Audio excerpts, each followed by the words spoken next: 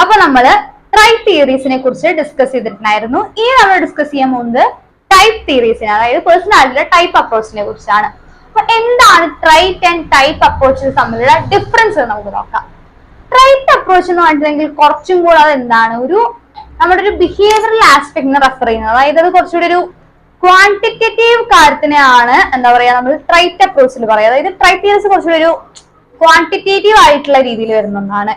എന്നാൽ ടൈപ്പ് തിയറീസിലേക്ക് വരാണെങ്കിൽ അത് കുറച്ചും കൂടെ എന്താണ്, സൈക്കോളജിക്കൽ ക്ലാസിഫിക്കേഷനാണ് റെഫർ ചെയ്യുന്നത്. അതായത് കുറച്ചുകൂടി ഒരു ക്വാളിറ്റേറ്റീവ് ആസ്പെക്ടിനെ റിഫർ ചെയ്യുന്ന ഒന്നാണ് ടൈപ്പ് തിയറീസ് എന്ന് പറയുന്നത്. അപ്പോ നമ്മളിങ്ങനെ പറയില്ലേ, അത് എന്താ പറയാ വേറെ ടൈപ്പ് ഒരാൾ ഒരു പ്രത്യേക ടൈപ്പാണല്ലോ എന്നൊക്കെ നമ്മൾ ഇങ്ങനത്തെ രീതിയിലൊക്കെ പറയാറില്ല. ഓരോരുത്തർ ടൈപ്പ് ആക്കിയിട്ട് നമ്മൾ ക്ലാസിഫൈ ചെയ്യാറുണ്ട്. അതുപോലെ തന്നെയാണ് ഇവിടെ ഓരോരുത്തരെയും ഓരോ ടൈപ്പിന്റെ ബേസിസിൽ അവരുടെ പേഴ്സണാലിറ്റീനെ ഈ ഒരുപാട് ആളുകള് ക്ലാസിഫൈ ചെയ്തിട്ടുണ്ട്. അങ്ങനെ ക്ലാസിഫൈ ചെയ്തിട്ടുള്ള ചില ടൈപ്പ് തിയറീസ് ആണ് നമ്മൾ ഇന്ന് ഡിസ്കസ് ചെയ്യാൻ പോകുന്നത്. അതിൽ ഫസ്റ്റ് വൺ എന്ന് പറഞ്ഞിട്ടുണ്ടെങ്കിൽ നമ്മുടെ ഹിപ്പോക്രൈറ്റ്സിന്റെ ടൈപ്പോളജിക്കൽ തിയറി ആണ്. ഹിപ്പോക്രൈറ്റ്സ് നമുക്കറിയാം മോഡേൺ മെഡിസിന്റെ ഫാദർ ആണ്. നമ്മൾ മുന്നേ പഠിച്ചിട്ടുണ്ട് ഹിപ്പോക്രൈറ്റ്സിന്റെ തിയറി. എന്തായിരുന്നു അതിൽ പറഞ്ഞിട്ടുണ്ടായിരുന്നത്, നമ്മൾ 4 ബോഡി ഫ്ലൂയിഡ്സ് ഉണ്ട്. ആ ബോഡി ഫ്ലൂയിഡ്സ് എന്തെങ്കിലും ഇംബാലൻസ് വന്നു കഴിഞ്ഞിട്ടുണ്ടെങ്കിൽ എന്തെങ്കിലും തരത്തിലുള്ള എന്താ പറയാ പ്രശ്നങ്ങൾ വരും, ഈ അല്ലെങ്കിൽ ഒരു അബ്നോർമൽ ബിഹേവിയർ കാണിക്കുന്നത് എന്നൊക്കെ നമ്മൾ പഠിച്ചിട്ടുണ്ട്. അപ്പൊ ഈ ഒരു 4 ഹ്യൂമറിനെ ബേസ് ചെയ്തിട്ടുള്ള പേഴ്സണാലിറ്റി ടൈപ്സും ഹിപ്പോക്രൈറ്റ്സ് ഐഡന്റിഫൈ ചെയ്തിട്ടുണ്ട്. ശരിക്കും പറയുകയാണെങ്കിൽ ഹിപ്പോക്രൈറ്റ്സ് അല്ല ഈ ഒരു 4 പേഴ്സണാലിറ്റി ടൈപ്പ് ഐഡന്റിഫൈ ചെയ്തിട്ടുള്ളത്. ഈ ഒരു എന്താ പറയാ ബോഡി ഹ്യൂമർ അല്ലെങ്കിൽ ഫ്ലൂയിഡിനെ ബേസ് ചെയ്തിട്ട് ഗാലൻ ആണ് ഈ ഒരു പേഴ്സണാലിറ്റി ടൈപ്സിനെ ഐഡന്റിഫൈ ചെയ്തിട്ടുണ്ട്. അപ്പൊ അത് ഏതൊക്കെയാണ് നമുക്ക് നോക്കാം. അതില് ബ്ലഡ് കൂടുതലുള്ള, അതായത് ബ്ലഡ് എന്ന് പറഞ്ഞിട്ടുള്ള ഹ്യൂമർ കൂടുതലുള്ള ആളാണെന്നുണ്ടെങ്കിൽ അതിൽ കണ്ടുവരുന്ന പേഴ്സണാലിറ്റി ഏതാണ്, സാങ്ക്വിൻ ആണ്. അങ്ങനെയുള്ള ആളുകൾ ഭയങ്കര ഒപ്റ്റിമിസ്റ്റിക് ആണ്, ജോയ്ഫുൾ ആണെന്നാണ് പറയുന്നത്. അതേപോലെ ബ്ലാക്ക് ബൈല് കൂടുതലുള്ള ആളുകളാണെങ്കിലോ അതിൽ കണ്ടുവരുന്ന പേഴ്സണാലിറ്റി ടൈപ്പ് എന്ന് പറയുന്നത് മെലങ്കോളിക് ആണ്. അതായത് സാഡ് ആൻഡ് ഡിപ്രസ്ഡ് ആയിട്ടായിരിക്കും ആളുകൾ ഉണ്ടാവുക എന്നാണ് ഈ ഒരു പേഴ്സണാലിറ്റി ടൈപ്പിൽ പറയുന്നത്. പിന്നെയുള്ളത് യെല്ലോ ബൈലാണ്. യെല്ലോ ബൈല് കൂടുതലുള്ള ആളുകൾ, യെല്ലോ ബൈൽ എന്ന് പറഞ്ഞിട്ടുള്ള ഫ്ലൂയിഡ് കൂടുതലുള്ള ആളുകളാണെന്നുണ്ടെങ്കിൽ അവരിൽ കണ്ടുവരുന്ന പേഴ്സണാലിറ്റി ടൈപ്പ് എന്ന് പറയുന്നത് കൊളറിക് ആണ്. കൊളറിക് ആയിട്ടുള്ള ആളുകൾ പൊതുവെ എന്താണ്, ഭയങ്കര അഗ്രസീവ് ആൻഡ് ഇറിറ്റബിൾ ആയിട്ടുള്ള ആളുകളായിട്ടാണ് ഹിപ്പോക്രൈറ്റ്സ് പറഞ്ഞിട്ടുള്ളത്. പിന്നെയുള്ളത് ഏതാണ്, നമ്മുടെ പ്ലം ആണ്. പ്ലം എന്ന് പറഞ്ഞിട്ടുള്ള ഫ്ലൂയിഡ് കൂടുതലുള്ള ആളുകളാണെങ്കിൽ അവരിൽ കണ്ടുവരുന്ന പേഴ്സണാലിറ്റി ടൈപ്പ് എന്ന് പറയുന്നത് ഫ്ലമാറ്റിക് ആണ്. ഈ ഫ്ലമാറ്റിക് ഉള്ള പേഴ്സണാലിറ്റി ടൈപ്പ് ഉള്ള ആളുകളാണെന്നുണ്ടെങ്കിൽ അവർ പൊതുവെ ഭയങ്കര ലേസി ആയിരിക്കുന്നതാണ്. അത്യാവശ്യം കുറച്ച് മടിയൊക്കെ ഉള്ള ആളുകളാണ് ഈ ഒരു ടൈപ്പില് വരുന്നത്. അപ്പൊ ഇതാണ് നമ്മുടെ ഹിപ്പോക്രൈറ്റ്സിന്റെ ടൈപ്പോളജിക്കൽ തിയറി ഉള്ളത്.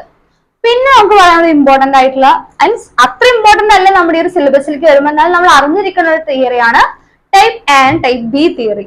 അതായത് എന്താ പറയാ ഒരു ആളുകൾ, അതായത് ഓരോ ആളുകളുടെ സ്വഭാവത്തിന് ടൈപ്പ് എ എന്ന് ടൈപ്പ് ബി എന്ന രീതിയിലും ക്ലാസിഫൈ ചെയ്തിട്ടുണ്ട്. അതായത് ഭയങ്കര കോമ്പറ്റേറ്റീവ് ആയിട്ടുള്ള, അഗ്രസീവ് ആയിട്ടുള്ള, ടൈം എമർജൻസി ഒക്കെ ഉള്ള ആളുകളെ ടൈപ്പ് എ ആയിട്ടും, എന്നാൽ നേരെ ഓപ്പോസിറ്റ് ആയിട്ട് ഭയങ്കര കാമായിട്ട് ഒട്ടും ഇറിറ്റബിൾ അല്ലാത്ത ആളുകളൊക്കെ ടൈപ്പ് ബി എന്ന രീതിയിലും നമ്മൾ എന്ത് ചെയ്തിട്ടുണ്ട്, ക്ലാസിഫൈ ചെയ്തിട്ടുണ്ട്. അതാണ് type A and type B personality types എന്ന് പറയുന്നത്. ഇനി നമുക്ക് കുറച്ച് എന്താ പറയാ ഒരു 2 ഇമ്പോർട്ടന്റ് ആയിട്ടൊരു തിയറി പഠിക്കാനുണ്ട്. ഓരോരുത്തരുടെയും എന്താ പറയുക ഒരു ഫിസിക്കൽ ബോഡിയുടെ അപ്പിയറൻസിന്റെ ബേസിൽ ഓരോ ആളുകളുടെ പേഴ്സണാലിറ്റിനെ നമ്മൾ ക്ലാസിഫൈ ചെയ്തിട്ടുണ്ട്. അപ്പൊ ആ തിയറീസ് ഏതൊക്കെയാണെന്ന് നമുക്ക് നോക്കാം. അതിൽ ഒന്നാമത്തെ ആളാണ് ക്രഷ്മറിന്റെ ടൈപ്പ് തിയറി. ക്രഷ്മറിന്റെ ടൈപ്പോളജിക്കൽ തിയറിയാണ് ഇനി നമുക്ക് നോക്കുന്നത്.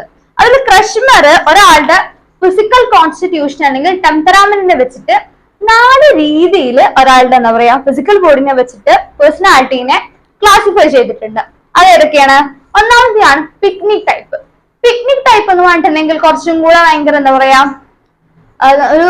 തടിച്ചിട്ടൊക്കെയുള്ള ആളുകളില്ലേ, ആ ആളുകളൊക്കെയാണ് ഈ ഒരു ബോഡി ടൈപ്പിൽ വരുന്നത്, പിക്നിക് ടൈപ്പിൽ വരുന്നത്. ഇങ്ങനെയുള്ള ആളുകൾ പൊതുവെ ഭയങ്കര സോഷ്യബിൾ ആണ് എന്നും അങ്ങനെയൊക്കെയാണ് ക്രഷ്മർ പറഞ്ഞിട്ടുള്ളത്. ഇങ്ങനെയാണ് ഭയങ്കര സോഷ്യബിൾ ആണ്, മറ്റുള്ളവരുടെ അടുത്ത് നന്നായിട്ട് ഇന്ററാക്ട് ചെയ്യും, ഭയങ്കര ജോളി ആയിട്ട് ജീവിക്കുന്ന ആളുകളാണെന്നുള്ളതാണ് ഒരു പിക്നിക് ടൈപ്പിൽ പറഞ്ഞിട്ടുള്ളത്. പിന്നെ ഏതാണ് ആസ്തനിക് ടൈപ്പ്.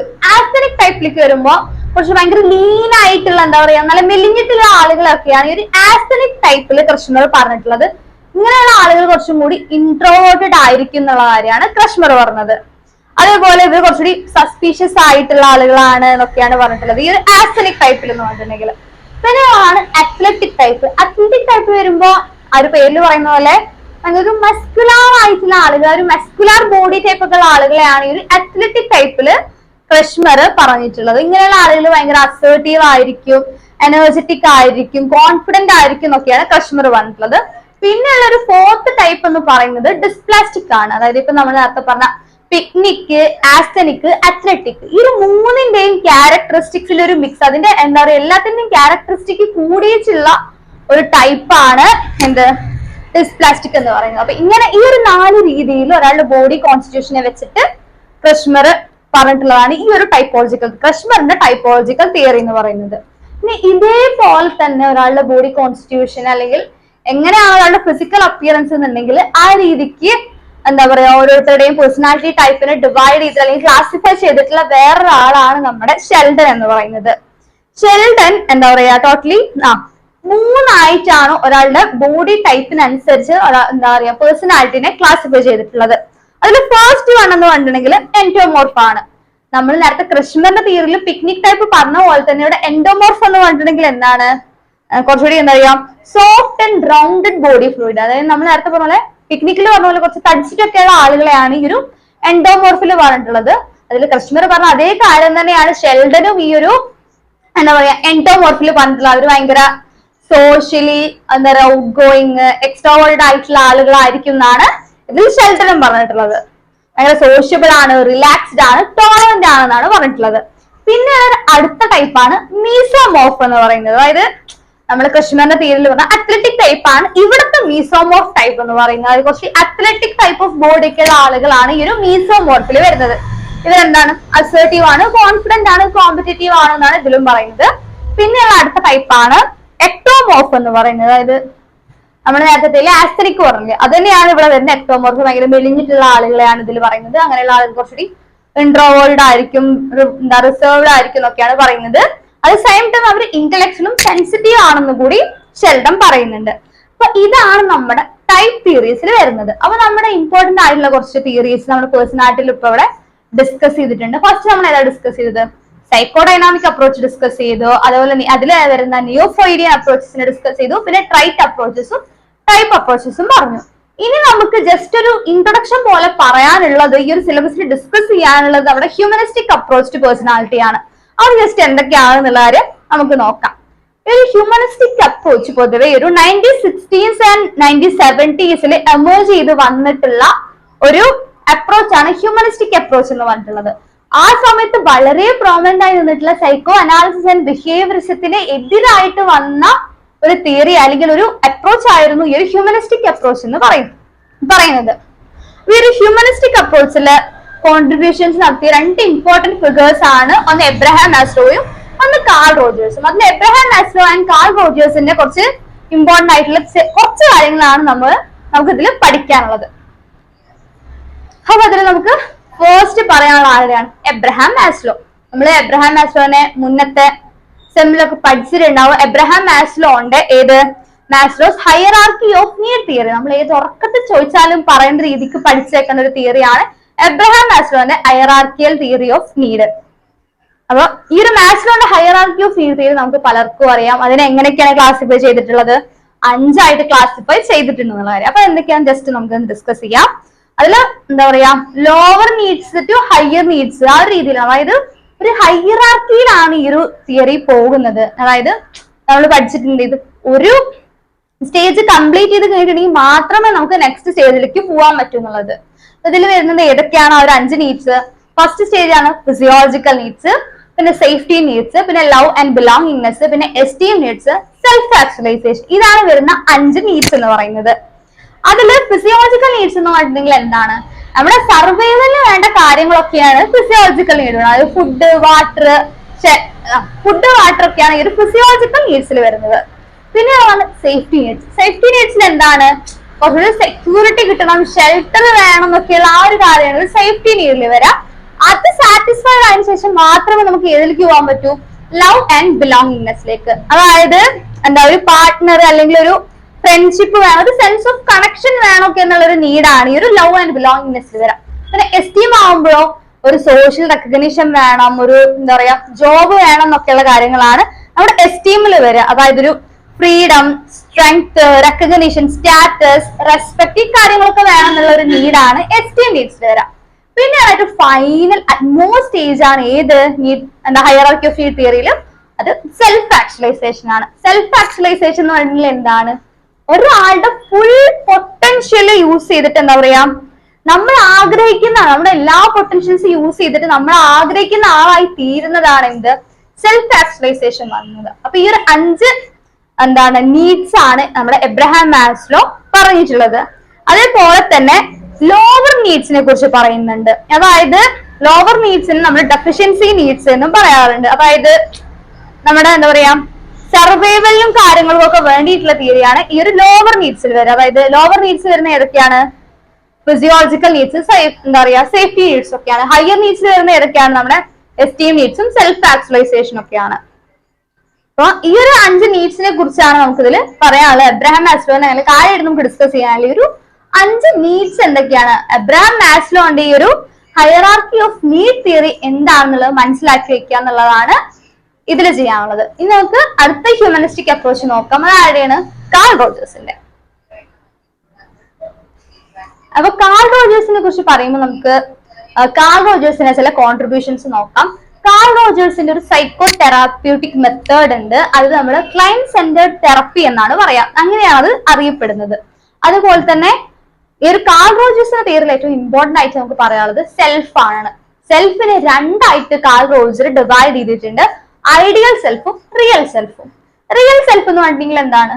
നമ്മൾ എന്താണ് റൈറ്റ് നൗ എന്താണ് നമ്മൾ എന്നുള്ളതാണ് നമ്മുടെ ഈ ഒരു റിയൽ സെൽഫിൽ വരിക. എന്നാൽ ഐഡിയൽ സെൽഫ് ആണെങ്കിലോ നമുക്ക് എന്തായി തീരണം, നമ്മുടെ ആ ഒരു ആഗ്രഹം എന്തായി തീരാണ് നമ്മൾ ആഗ്രഹിക്കുന്നത് എന്നുള്ളതാണ് ഈ ഒരു ഐഡിയൽ സെൽഫിൽ വരുന്നത്. അപ്പൊ ഈ ഒരു real self and ideal self തമ്മിൽ എന്തെങ്കിലും ഒരു കോൺഫ്ലിക്ട്സോ അല്ലെങ്കിൽ ഒരു ഗ്യാപ്പോ അല്ലെങ്കിൽ ഒരു ഡിസ്ക്രിപ്പൻസിയോ വന്നു കഴിഞ്ഞിട്ടുണ്ടെങ്കിൽ അവിടെ എന്ത് സംഭവിക്കും? ഇൻകോൺഫിഡൻസ്. ഫോർ എക്സാമ്പിൾ പറയുകയാണെങ്കിൽ എനിക്കൊരു പാട്ടുകാരിയാണ്, പക്ഷെ എനിക്ക് വലിയ കഴിവൊന്നുമില്ല. അപ്പൊ എന്റെ റിയൽ സെൽഫ് എന്താണ്? എനിക്ക് പാട്ടുപാടാൻ അറിയില്ല. പക്ഷെ എന്റെ ആഗ്രഹം എന്താണ്? ഐഡിയൽ സെൽഫിൽ എന്താണ്? ഭയങ്കര വലിയ പാട്ടുകാരിയാണെന്നൊക്കെയുള്ളത്. പക്ഷെ അത് ഭയങ്കര ഒരു വലിയ ഗ്യാപ്പ് വന്നു നമ്മുടെ റിയൽ സെൽഫും ഐഡിയൽ സെൽഫും തമ്മിൽ. അപ്പൊ അവിടെ എന്ത് വരും? ഒരു ഡിസ്ക്രിപ്പൻസി വരും. അപ്പൊ അത് എന്തിന് കാരണമാവും? ഇൻകോൺഫിഡൻസിന്. ഇനി അല്ല എനിക്ക് അത്യാവശ്യം കുറച്ചൊക്കെ നന്നായിട്ട് പാടാൻ അറിയാം, എനിക്കൊരു പാട്ടുകാരി ആവണമെന്നുണ്ടെങ്കിൽ എന്താണ്? അത് റിയൽ ആൻഡ് ഐഡിയൽ സെൽഫ് തമ്മിലുള്ള ഗ്യാപ്പ് കുറഞ്ഞു വന്നു. അങ്ങനെയാണെന്നുണ്ടെങ്കിൽ എന്താണ്? അവിടുത്തെ കോൺഫ്ലിക്റ്റ് കുറയുകയും ചെയ്യും, അവിടെ കോൺഫിഡൻസ് ഉണ്ടാവുകയും ചെയ്യും. ഇത്രയും ഇമ്പോർട്ടന്റ് ആയിട്ടുള്ള കാര്യങ്ങളാണ് നമ്മുടെ കാൾ റോജേഴ്സിന്റെ നോക്കാനുള്ളത്. ഇനി അതേപോലെ നോക്കാനുള്ളത് പറഞ്ഞിട്ടുണ്ടെങ്കിൽ അൺകണ്ടീഷണൽ പോസിറ്റീവ് റിഗാർഡ് ഒക്കെയാണ്. അതായത് അൺകണ്ടീഷണൽ പോസിറ്റീവ് റിഗാർഡ് എന്ന് പറഞ്ഞിട്ടുണ്ടെങ്കിൽ എന്താണ്? നമ്മൾ ഒരാൾ എങ്ങനെയാണെന്നുണ്ടെങ്കിൽ ആ രീതിയിൽ അയാളെ അക്സെപ്റ്റ് ചെയ്യുന്നതിനാണ് നമ്മൾ അൺകണ്ടീഷണൽ പോസിറ്റീവ് റിഗാർഡ് എന്ന് പറയുന്നത്. അപ്പൊ കാൾ റോജേഴ്സ് പറഞ്ഞിട്ടുള്ള ഒരു കാര്യം എന്താണെന്ന് വെച്ചിട്ടുണ്ടെങ്കിൽ ഒരു ഹ്യൂമനിസ്റ്റിക് അപ്രോച്ച് എന്ന് പറഞ്ഞിട്ടുണ്ടെങ്കിൽ തന്നെ എന്താ പറയാ ഭയങ്കര പോസിറ്റിവിറ്റി, എന്താ പറയാ പോസിറ്റിവിറ്റി വെതറുന്ന ഒരു അപ്രോച്ചാണ് നമുക്ക് ഹ്യൂമനിസ്റ്റിക് അപ്രോച്ച് എന്ന് പറയാം. കാരണം അവര് ഈ ഹ്യൂമനിസ്റ്റിക് അപ്രോച്ചിൽ പറയുന്നത് ബേസിക്കലി എല്ലാ മനുഷ്യന്മാരും നല്ലവരാണെന്നുള്ള കാര്യമാണ് ഈ ഹ്യൂമനിസ്റ്റിക്കിൽ പറയുന്നത്. അതേപോലെ തന്നെ കാൾ റോജേഴ്സും പറയുന്നത് എന്താണ്? എല്ലാ മനുഷ്യന്മാരും നല്ലവരാണെന്നാണ്. അതായത് ഈ പറഞ്ഞ അൺകണ്ടീഷണൽ പോസിറ്റീവ് റിഗാർഡ്, എംപതി ഒക്കെയുള്ള ഒരു എൻവയോൺമെന്റിൽ വളരുന്നതിന് വേണ്ടിയിട്ട് ആളുകൾക്ക് ഒരു ചാൻസ് കൊടുക്കുക, അല്ലെങ്കിൽ അതിനൊരു ചാൻസ് അവർക്ക് കിട്ടുകയാണെന്നുണ്ടെങ്കിൽ എല്ലാവരും ഒരു ഫുള്ളി ഫങ്ഷനിങ് ആയിട്ടുള്ള ഒരു പേഴ്സൺ ആയി മാറും എന്നാണ് നമ്മുടെ കാൾ റോജേഴ്സ് പറഞ്ഞിട്ടുള്ളത്. ഇനി കാൾ റോജേഴ്സിന്റെ ഈ ഒരു തിയറിയിൽ എന്താ പറയാ ഒരു ഫുള്ളി ഫങ്ഷനിങ് പേഴ്സൺസിന് വേണ്ട ക്യാരക്ടറിസ്റ്റിക്സ് പറയുന്നുണ്ട്. അപ്പൊ ജസ്റ്റ് അത് എന്തൊക്കെയാണെന്ന് ആലോചിച്ച് വെച്ചാൽ മതി. അതായത് ഇങ്ങനെയുള്ള ആളുകൾ ഭയങ്കര ക്രിയേറ്റീവ് ആയിരിക്കും, ഭയങ്കര ഫ്രീഡം ഉള്ള ആളുകൾ, അങ്ങനത്തെ കാര്യങ്ങളൊക്കെയാണ് ഈ ഒരു ക്യാരക്ടറിസ്റ്റിക്സ് ഓഫ് ഫുള്ളി ഫങ്ഷനിങ് പേഴ്സണിൽ പറയുന്നത്. അത് എന്തൊക്കെയാണ് പറയുന്നത് നോക്കാം. അവയർനെസ് ഓഫ് ഓൾ എക്സ്പീരിയൻസസ്, അതായത് എന്ത് നെഗറ്റീവ് ആവട്ടെ പോസിറ്റീവ് ആവട്ടെ എന്ത് ഫീലിംഗ് വന്നാലും അത് അവര് എന്താ പറയുക നേരിടാൻ അവർ റെഡി ആണെന്നുള്ളവരാണ് ഒന്നാമത്തെ ക്യാരക്ടറിസ്റ്റിൽ പറയുന്നത്. പിന്നെ അത് trust in one's own behaviour and feelings, നമ്മുടെ ബിഹേവിയറിലും ഫീലിങ്സിലും നമുക്കുള്ള ഒരു വിശ്വാസം. അതേപോലെ ഫ്രീഡം ഓഫ് ചോയ്സ്, അതായത് പ്രത്യേകിച്ച് നമുക്കറിയാം നമ്മുടെ ചോയ്സ് എന്താണെന്ന്, അത് നമ്മൾ ആ ഒരു ചോയ്സ് ചെയ്യുന്നതിന് വേണ്ടിയുള്ള ഫ്രീഡം ഉള്ളവരായിരിക്കും ഈ ഒരു ഫുള്ളി ഫങ്ഷനിങ് ആയിട്ടുള്ള പേഴ്സൺ എന്ന് പറഞ്ഞിട്ടുണ്ടെങ്കിൽ. അതുപോലെ തന്നെ പിന്നെയുള്ളത് ക്രിയേറ്റിവിറ്റി ആൻഡ് സ്പോണ്ടേനിറ്റി ആണ്. അതായത് ഒരു ഫുള്ളി ഫങ്ഷനിങ് ആയിട്ടുള്ള പേഴ്സൺ ആണെങ്കിൽ എന്താണ് അവർ ഭയങ്കര ക്രിയേറ്റീവ് ആയിരിക്കും, ഭയങ്കര സ്പോണ്ടേനിയസ് ആയിട്ട് അവർക്ക് ഓരോ ഐഡിയാസ് ഇങ്ങനെ വെറിയും ചെയ്യും. അപ്പൊ ഇത്രയും കാര്യങ്ങളാണ് എന്താ പറയാ കാൾ റോജേഴ്സിന്റെ തിയറിയിൽ പറയാനുള്ളത്. അപ്പോൾ ഇതോടുകൂടി ഒരു ഹ്യൂമനിസ്റ്റിക് അപ്രോച്ചോട് കൂടി നമ്മുടെ പേഴ്സണാലിറ്റിയിലെ തിയറീസ് ഡിസ്കസ് ചെയ്തിട്ടുണ്ട്. നമ്മള് പേഴ്സണാലിറ്റി എന്താണ്, പേഴ്സണാലിറ്റീനെ ഓരോരുത്തരും മീൻസ് ഏതൊക്കെ അപ്രോച്ചസ് യൂസ് ചെയ്തിട്ടാണ് വ്യൂ ചെയ്തിട്ടുള്ളത് എന്നൊക്കെ ഉള്ളതാണ് നമ്മൾ ഈ ഒരു മൊഡ്യൂളില് മൊത്തത്തിൽ ഡിസ്കസ് ചെയ്തിട്ടുള്ളത്. അപ്പോൾ എല്ലാവർക്കും ക്ലിയർ ആയി എന്ന് വിശ്വസിക്കുന്നു. So that's it. Thank you.